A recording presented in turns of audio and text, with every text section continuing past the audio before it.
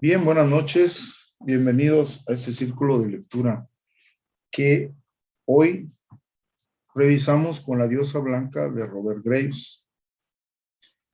Es una lectura difícil, muy interesante, por cierto. Y dentro de esto vamos a tener que esta obra la escribe en 1946, o más bien en 1946 se publica, pero como ustedes recordarán, habíamos visto también mitos griegos. Y entonces con los mitos griegos eh, tenemos la publicación en 1960.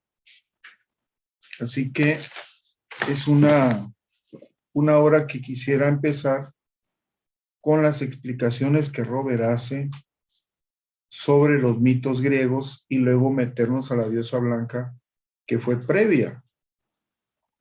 ¿Por qué? Porque vamos a ver que en este libro de mitos griegos él encuentra las respuestas, muchas de las respuestas que andaba buscando en la diosa blanca.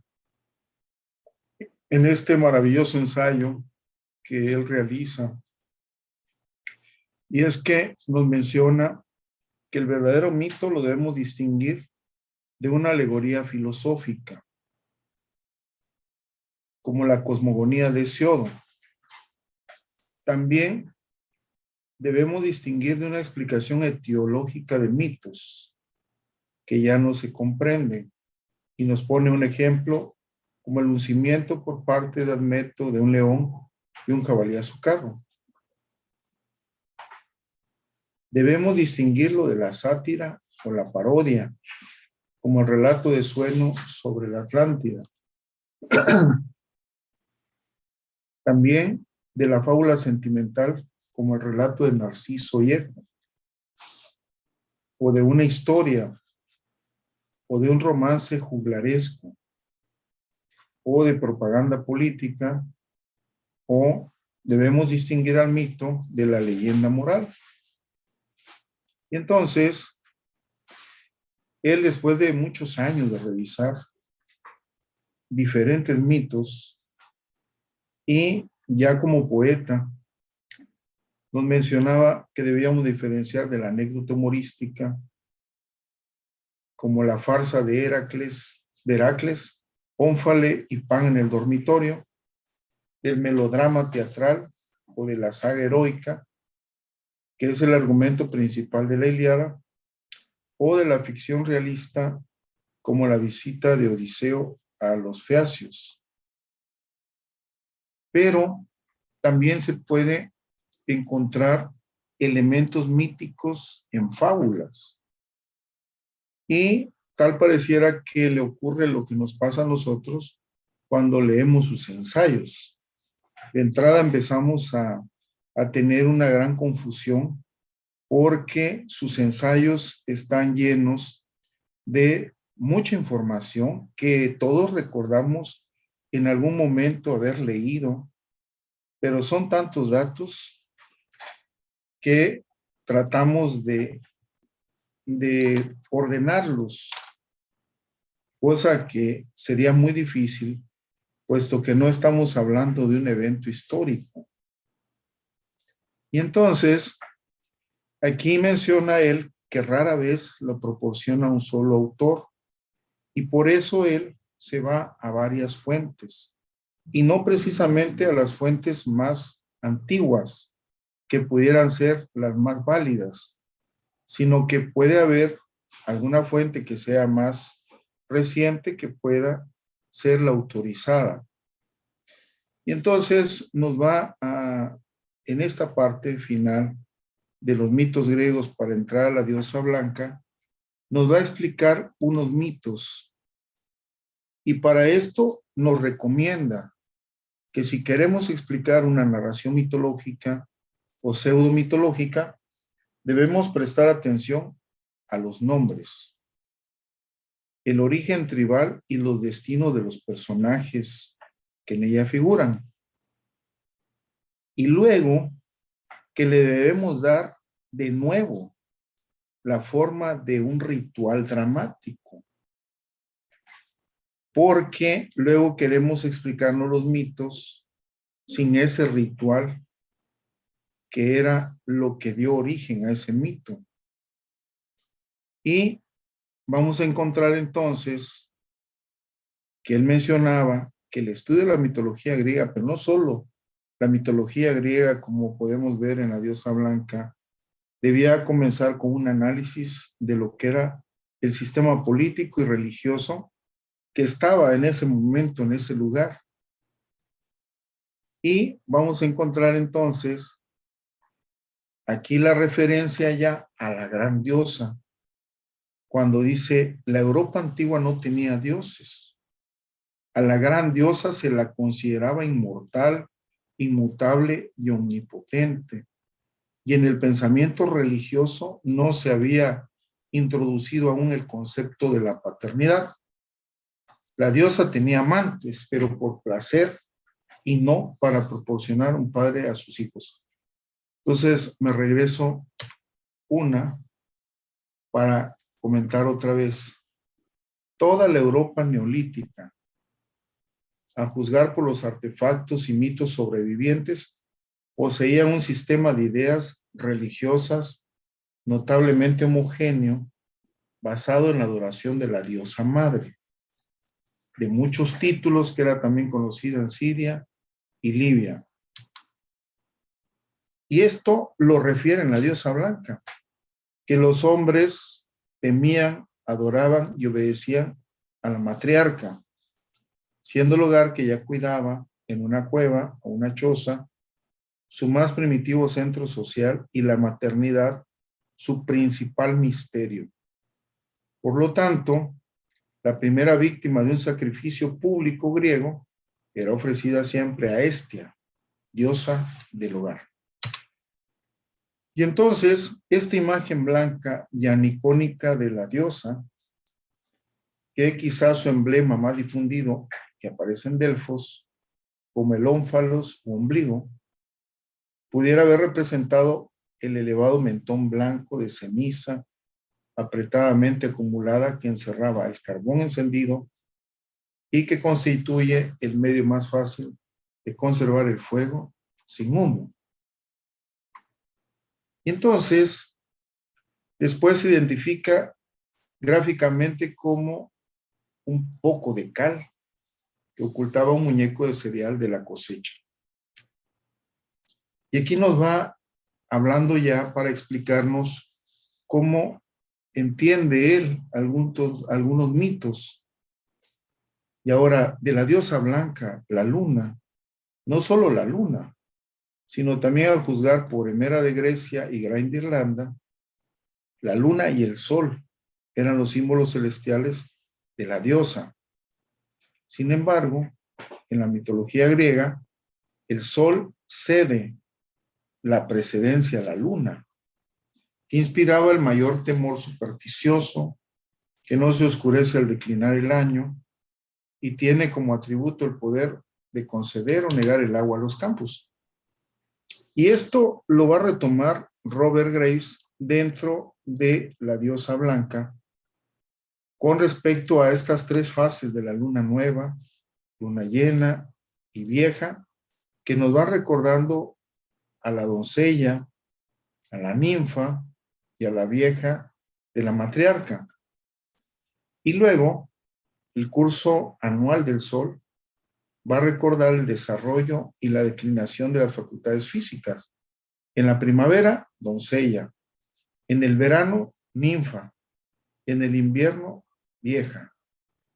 Y entonces a esta diosa la llega a identificar como con los cambios de la estación en la vida animal y vegetal, y en consecuencia con la madre tierra. Y ahora, cuando vamos entrando a la diosa blanca, aquí en la diosa blanca, él estaba, porque estamos hablando de un libro anterior, buscando el origen de la poesía y de cómo la diosa blanca había sido esa principal influencia para ese lenguaje poético. Y ahora, Después, la doncella de aire superior, la ninfa de la tierra o el mar y la vieja del mundo subterráneo van a ser representadas por Selene, Afrodita y Hécate. Y esas analogías místicas, van a fomentar ese carácter sagrado del número 3. Y la diosa Luna aumentó hasta 9 sus facetas, cuando cada una de estas 3 personas, la doncella, la ninfa y la anciana, aparecieron en triada para demostrar su divinidad. Y ahora vamos a encontrar entonces que dentro de la diosa blanca vamos a tener también como un momento decisivo tanto el coito, el parto, porque la reina elegía un amante anual entre los hombres jóvenes que la rodeaban. Un rey que debía ser sacrificado cuando terminaba el año, haciéndolo un símbolo de la fertilidad, más bien que el objeto de su placer erótico. Y es que cuando hacemos el análisis, nosotros no deberíamos tomar literal lo que estamos leyendo. Cuando dice su sangre se rociaba para que fructificasen los árboles, las cosechas, los rebaños, y su carne era, según parece, comida cruda por las ninfas, compañeras de la reina, sacerdotisas, que llevaban máscaras. Y entonces, vamos a ver cómo estos consortes que adquirían un poder solo cuando la reina les permitía representarla, porque aquí la reina era la que gobernaba y tenía una monarquía sagrada. Y aunque el sol se había convertido poco a poco en esas tribus, en ese grupo de seres humanos, como un símbolo de fertilidad masculina, seguía estando bajo la tutela de la luna, como el rey seguía bajo la tutela de la reina. Y entonces vamos a encontrar que hay una fase matriarcal. Y no en vano esta parte cuando menciona las brujas de Tesalia solían amenazar al sol en nombre de la luna con envolverlo en una noche perpetua o en una oscuridad. Y entonces van a encontrar, cuando estamos buscando los mitos, las interpretaciones de leyendas. Y aquí me voy a adelantar para que veamos esta, que ya la habíamos mencionado. Cuando Zeus se traga a Metis y luego da luz a Atenea a través de un orificio abierto en su cabeza, esto que estaba pasando en el Olimpo no es una fantasía irreprimible, sino es un dogma teológico que estaban explicando en las conquistas, porque Atenea era la hija de Metis, o era la persona más joven de la tríada, y entonces cuando Zeus se traga a Metis, es que los aqueos que estaban invadiendo en aquel tiempo suprimen el culto de Metis y dejan solamente el culto a Zeus. Y como Atenea era hija de Zeus, los aqueos no destruyen los templos de Atenea, pero a condición de que sus adoradores aceptaran la soberanía suprema de Zeus. Y entonces nosotros, cuando revisamos esta mitología, vemos nada más que Zeus se traga a Metis y luego da luz a Atenea a través de un orificio abierto en la cabeza. Pero lo que está pasando es que es una explicación de lo que está ocurriendo en la tierra, que estaban ellos lanzándolo al Olimpo. Si Atenea, que era hija de Metis, o la persona más joven de la tríada, Zeus se traga a la madre, porque los aqueos suprimen el culto y atribuyen entonces la sabiduría a Zeus como un dios patriarcal. Y entonces, esta explicación de este mito es algo de lo que Robert Grace nos va alegando en estos dos libros. Mencionaba entonces que los mitos griegos, que son de 1960, y este libro que estamos revisando de 1946, que luego tiene algunos adendus en 1960, nos viene a enseñar Robert que la verdadera ciencia del mito debía comenzar con un estudio de la arqueología, la historia, la religión, para que supiéramos qué era lo que estaba pasando realmente cuando se estaba haciendo la mitología y qué es lo que nos estaba explicando.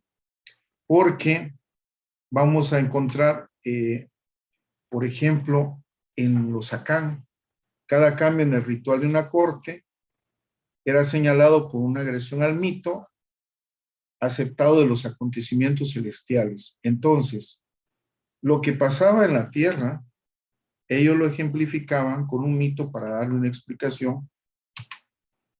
Y entonces, Robert menciona que el casamiento de Heracles o Hércules con la diosa Hebe y su designación como portero de Zeus, lo que estaba reflejando era que en la corte de Micenas había un acontecimiento parecido y que en los banquetes divinos del Olimpo habían celebraciones análogas en Micenas, donde el rey era semejante a Zeus y la suma sacerdotisa de Hera en Argos.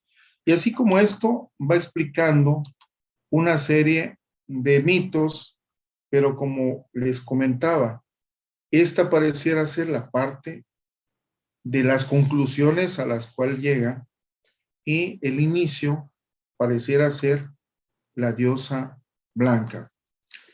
Entonces, finalizando aquí con el mito órfico de la creación, el huevo de plata de la noche significa la luna y la plata es el metal lunar. Y así como esto nos va explicando cada mito de tal forma que nos deja encarrilados para poder hacer lo mismo con los que él ya no explica. Ahora, termino aquí para entrar con la diosa blanca cuando habla de los cíclopes, que estos cíclopes siempre han estado relacionados con los forjadores de bronce, de la Hélade primitiva que ya mencionamos nosotros en la plática de los mitos griegos. Cíclope significa los de ojo anular. Comenta que pudiera ser que se tatuaran anillos concéntricos en la frente en honor del sol. Y por esa razón es que le llamaban cíclopes, que estos círculos concéntricos iban a formar parte de lo que es el misterio de la herrería, puesto que ellos hacían cuencos, yelmos, máscaras rituales, y entonces el forjador se guiaba por estos círculos y los cíclopes tenían también un solo ojo, en el sentido de que los herreros se ponían un parche para evitar que se dañaran por las chispas en el momento de estar trabajando. Bien, ahora, cuando hablamos de la diosa blanca, él empieza con una parte donde menciona todos los santos la vilipendían y todos los hombres graves que se rigen por el justo medio del dios Apolo, despreciando a los cuales navegué en su busca a lejanas regiones, donde era más probable encontrar a la que deseaba conocer más que todas las cosas, la hermana del espejismo y del eco. Y en su prólogo viene algunas preguntas que él se va a hacer, cuando comenta, estoy desilusionado, aunque no del todo sorprendido. El libro se lee con suma extrañeza, pero claro, es una gramática histórica del lenguaje del mito poético, lo que quiere hacer él en la diosa blanca, y efectivamente nunca se había intentado hacer. Hasta ese momento, él escribe. Y para escribirla concienzudamente, tiene que hacer frente a varias preguntas enigmáticas. Y entonces menciona, ¿qué canción cantaban las sirenas? ¿O qué nombre adoptó Aquiles cuando se ocultó entre las mujeres? Citando a Sir Thomas Browne. Y encontró respuestas positivas y no evasivas, y luego se fue encontrando más y más preguntas. ¿Qué secreto estaba oculto en el nudo gordiano? ¿Por qué Jehová creó los árboles y las hierbas antes de crear el sol, la luna? ¿Dónde se encontrará la sabiduría? Y luego él mismo nos dice que es justo advertir a los lectores que este sigue siendo un libro muy difícil, como muy extraño, y no lo recomienda para la gente científica, que son los que tienen una mente aturrullada, cansada o rígidamente científica, porque recibió muchas críticas por este libro. Y había escrito ya novelas históricas y algunas habían sido muy bien recibidas por los lectores. Y entonces él entra en ese conflicto porque le estaban preguntando, o sea, ¿cómo se atreve él a escribir eso? Y él menciona, mi tesis es que el lenguaje del mito poético, corriente en la antigüedad, en la Europa mediterránea, era un lenguaje mágico, vinculado a ceremonias religiosas populares, en honor de la diosa Luna. Y vuelvo a repetir, la tesis de Robert Graves, y él lo menciona, en este ensayo, que es la diosa blanca, es que la poesía era un lenguaje mágico, vinculado a ceremonias religiosas populares en honor de la diosa Luna o Musa, algunas de las cuales datan en la época paleolítica, y que este sigue siendo el lenguaje de la verdadera poesía, porque se le ha atribuido, sí, a ceremonias, vinculado a ceremonias religiosas, pero no se le había vinculado en honor de la diosa Luna o Musa. Incluso diría yo que Robert, dentro del ensayo, pareciera que nos hace un ensayo muy feminista y nos va hablando en qué momento cae ese matriarcado y por qué cae ese matriarcado. Y luego hace la crítica, y esto lo hace también dentro del ensayo, porque aquí está en el prólogo. Ese lenguaje poético fue corrompido al final del periodo minoico, cuando invasores procedentes del Asia Central comenzaron a sustituir las instituciones matrilineales por las patrilineales y remodelaron o falsificaron los mitos para poder justificar los cambios sociales. Y luego viene esa crítica a los filósofos griegos, que tanto lo hacen los mitos griegos como lo hace en la diosa blanca, que se oponían firmemente a la poesía mágica, porque amenazaba a su nueva religión de la lógica, y bajo su influencia se elabora un lenguaje poético racional que ahora le llaman clásico. Y entonces, él hace su crítica hacia él mismo. He decidido vivir en las afueras de una aldea montañosa de Mallorca. Y entonces este libro, que además se los mandé en 2 partes, La diosa blanca de Robert Graves, tiene dentro de su índice en el libro 1, desde poetas y cantores ambulantes hasta la canción de Armejín, Palámedes y las grullas, el corzo y el soto, el corzo en el soto. Y en el tomo 2, que además este tiene más de 200 hojas, y luego tenemos el otro libro también de más de 200 hojas, que juntos forman la versión completa de la diosa blanca. Y ahora, luego le agregan una postdata en 1960, ya recordaba que se escribe o se publica en 1946. Y entonces, la diosa blanca de Robert Graves nos va a hablar de ese lenguaje mágico vinculado a las ceremonias religiosas en honor a la diosa blanca o la musa o la luna. Es el lenguaje mágico vinculado a ceremonias religiosas en honor a la diosa, a la invocación a esa dama blanca, madre de todo lo viviente. Y él menciona como gramática histórica del lenguaje del mito poético, el verdadero lenguaje de la poesía, un lenguaje puro, no un sustituto sintético. Y este lenguaje, que es a lo que él le llama la verdadera poesía.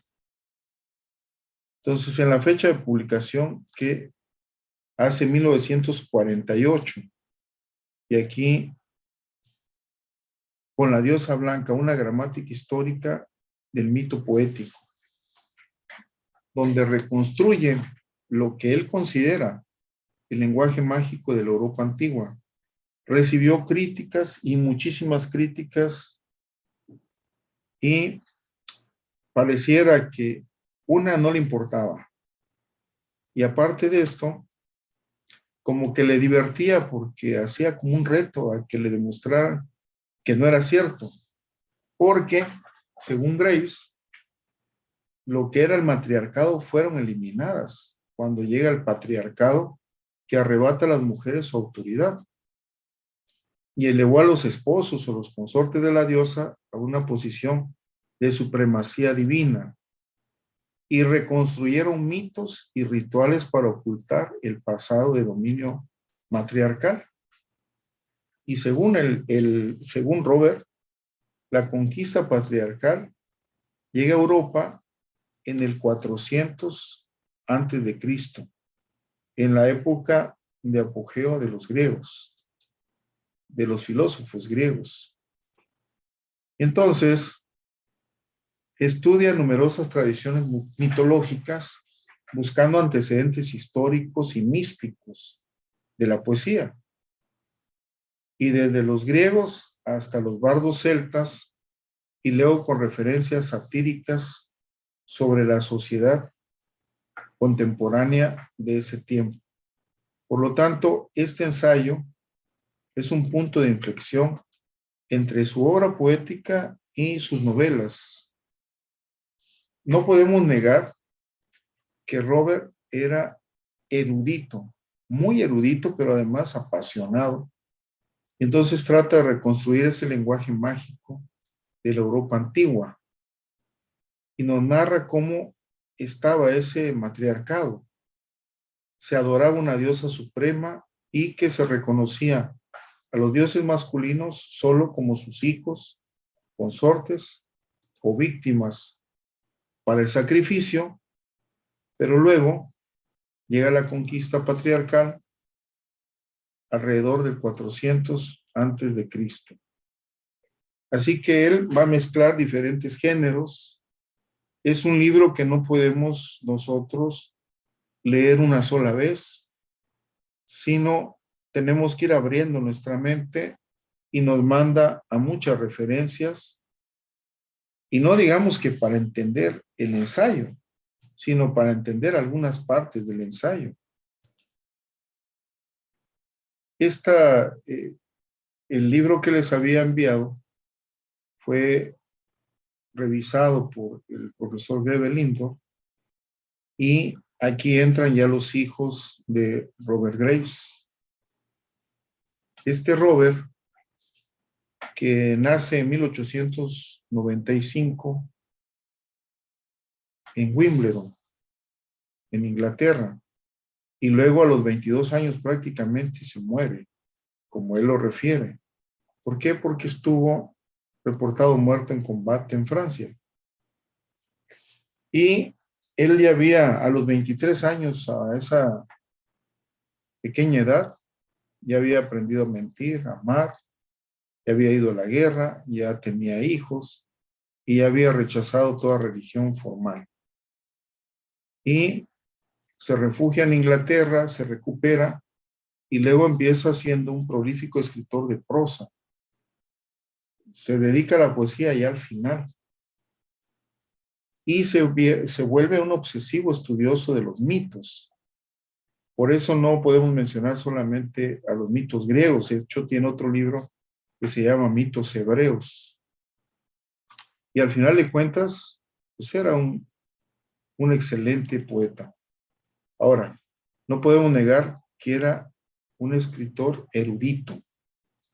Y su novela de Yo, Claudio, es una de las más famosas. Y ahora, esta resonancia de la diosa lunar lo fue obsesionando y fue buscando esas explicaciones. Y por eso publica este libro en 1948 y mencionaba, soy por vocación un poeta, aunque se había ganado la vida escribiendo prosa, biografías, novelas, traducciones. Y aquí tiene la influencia para este libro de la diosa blanca de una de James Fraser, de La Rama Dorada. Y no solamente de esos 12 tomos, sino también va a encontrar otras referencias, una de ellas de quien fue su pareja en algún momento y durante muchos años. No podemos negar que Robert, como poeta, como escritor, como prosista, siempre dio de qué hablar. Y no solamente de qué hablar, sino que es estudiado en todas las universidades del mundo, diría, en donde se estudia literatura. Y vamos a continuar con esta revisión final de La diosa blanca. Y es que estábamos hablando de dónde se había apoyado Robert Grace en relación a escribir este extraordinario ensayo. Y hablábamos de La Rama Dorada de Fraser, que esta parte del lenguaje poético mítico venía de un pasado insondable que dejaba huellas históricas y que viene de un matriarcado. Y un matriarcado y una serie de lenguaje poético, de rituales. La otra fuente es de un antropólogo y psicólogo que había argumentado sobre un matriarcado original y antiguo en la evolución de estas sociedades. Y además vamos a encontrar, con respecto a otras teorías evolucionistas, donde buscaban información, encontraban como Bachofen, en Ovidio, en el poeta Virgilio, en la Ilíada y la Odisea, estas grandes obras de Homero, y donde también se ve parte de lo que es el matriarcado en el derecho materno, que tenía la primacía en la evolución de las sociedades. Y a él explicaba que esto había sido un desarrollo de esta relación natural y por la resistencia de las mujeres ante una sexualidad no regulada o promiscua que el hombre le había impuesto. Y cómo cae el matriarcado con este patriarcado y cómo se van haciendo estos elementos esenciales del mito poético que estaba en la prehistoria de las culturas del Mediterráneo, que es lo que nos va a argumentar Robert Grace en La diosa blanca, y cómo ese derecho civil o gobierno de las mujeres con el tiempo fue derrotado por el principio del Padre Sagrado. Obviamente que este matriarcado deja su huella en los rituales y en los mitos religiosos, y es lo que Robert trata de destacar. Ahora, alguien influye también, no solamente estos dos autores, sino la relación que tuvo con la poetisa Laura Reading, que además era extraordinaria académica y que en un momento en el cual ellos vivieron durante muchos años, cuando tienen una dificultad y se separan, que siempre Robert mantuvo ese respeto y reconocimiento por ella. Sin embargo, ella dejó a traslucir que algunas ideas que sostenían la diosa blanca, Robert las había tomado. Aunque conociendo ya ese historial que tiene Robert Graves, realmente pareciera que en absoluto. ¿Por qué? Porque va llevando una secuencia de ese lenguaje, como podemos ver, desde 1948 a 1960, sigue escribiendo, obviamente con mucho más conocimiento, como era característico de una evolución como escritor y como poeta. Así que vamos a irle dando fin a este círculo poético o este círculo de lectura poético, porque menciona Robert, los poetas me entenderán.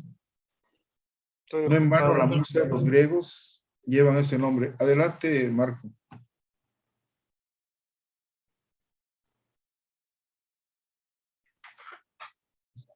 Y es que menciona, me van a entender, los poetas me van a entender. Y Robert siempre estuvo al límite de la cordura, se metía de lleno, y en esta teoría sobre la diosa blanca fue muy cuestionado. Incluso mencionaban si tenía problemas en el equilibrio mental, y él siempre mencionaba que en todo poeta hay un predicamento obsesivo. Ahora, si él abusa del canon mitológico o no lo abusa, pues eso ya será cuestión de cada uno de los lectores, que para mí, más que eso, Robert Graves argumenta que la poesía, toda la poesía, tiene su origen en esos encantamientos mágicos y sagrados cargados de poderes adivinatorios proféticos. Y la única función, y esto prácticamente lo menciona a lo largo de este ensayo, de más casi 500 hojas, que la única función era la de servir de invocación religiosa a una diosa, a esa musa que presidió abiertamente bajo varios nombres en diferentes territorios, en diferentes culturas, que la institucionalizaron y que después fue oculto por el patriarcado. Y en la parte final, entonces, podíamos concluir diciendo que este libro es un libro complejo, que implica hacer revisiones de apuntes, de otras bibliografías, y que es un libro extraordinario de un escritor prolífico, culto, y que nos va desarrollando y que además hace la crítica de que ese lenguaje poético, ese lenguaje que dio origen realmente a la poesía, la hemos ocultado y que deberíamos otra vez retomar ese lenguaje poético para sentir realmente lo que es la poesía. ¿Tiene algún comentario, amigo Francisco, Albi, amigo Marco, Manuel, Pilar, doctor Hernán? Adelante. Este libro es complejo, es denso, como otros tantos de la explicación de la poesía, los orígenes, los mitos, y en realidad exactamente todo lenguaje, aún la narrativa, para que tenga buen ritmo, debe ser poético, debe haber exactamente lo maravilloso, que es automático también, porque como bien dice, lejos de las definiciones, Robert Gray se sustenta en esos mitos que tan especiales son. Si la poesía simplemente es rechazada por lo rígido que es la intelectualidad, la ciencia, ya metiéndole más mitos, mucho más, ¿no? Y él lo trata de explicar de alguna manera, pero para entrar con él hay que también quitarse la rigidez y leer como lo hizo. Lo felicito. Nos sacudió otra vez a este gran pues autor, ¿no? Y Sí, que todo autor, todo poeta, todo escritor, mientras no sea científico, tiene eso, esa magia, ya sea si escribe novela, o tiene que tener eso para poder sustentar lo que está escribiendo en base a si es un cuento, si es una novela, si es realismo mágico, si es naturalismo, lo que sea. Aparte puede tener algo de verdad, de algo de autobiográfico, pero también es algo automático que el escritor de repente se levanta y escribe algo. ¿Cómo se puede explicar eso? Se lo dictó el inconsciente y el inconsciente es mágico. Entonces, por eso podemos entender a Robert Graves. Y gracias y lo felicito, doctor. gracias, doctor Hernán. Vamos a ver si tiene algún comentario más. Sí, adelante, maestro Marco. Bueno, antes que nada, un saludo muy afectuoso. Mucho gusto volverlos a ver, a escuchar aquí a la distancia. Y sí, efectivamente, este libro es fundamental, ¿no? Para los que nos gusta la poesía, seamos o no poetas, porque efectivamente Robert Graves nos traslada a otra dimensión, ¿no? Él trata de encontrar el origen mismo de la poesía desde sus inicios, ¿no? Y por eso recurre a la mitología, a lo fantástico, en donde el lenguaje poético pues, se expresa, ¿no? Y sale de la dimensión racional hacia otra dimensión que solo podemos comprenderla si estamos en esa misma dimensión, ¿no? De otra manera, por ejemplo, muchos es lo que dicen, ¿no? Eso pues ya no lo entiendo, ¿no? Y no sé qué dice. Y entonces, porque lo están viendo desde el punto de vista racional y, y no interpretan las metáforas, las imágenes, todo lo que se trata de transmitir, ¿no? El poeta. Entonces, es muy importante leerlo este libro. Yo lo leí desde mucho tiempo, pero voy a volver a leerlo, ya con otros ojos. Y lo recomendaba mucho precisamente Oscar Wong. Oscar Wong de ahí retomaba mucho, ¿no? Y siempre estaba insistiendo en que lo leyéramos. Yo creo que es un muy buen acierto esto de retomarlo y pues vamos a leerlo nuevamente con otros ojos, ¿no? Al igual que Rapagón y otros que hay que leer, ¿no? Entonces, pues felicidades por abordar este tema, ¿no? Gracias, maestro Marco, y saludos. Y entonces la recomendación es volver a leer La diosa blanca y otro libro de Robert Graves, este prolífico autor, extraordinario autor, y meternos de lleno otra vez al lenguaje poético desde su origen. Que tengan un excelente descanso y nos vemos en el próximo círculo de lectura.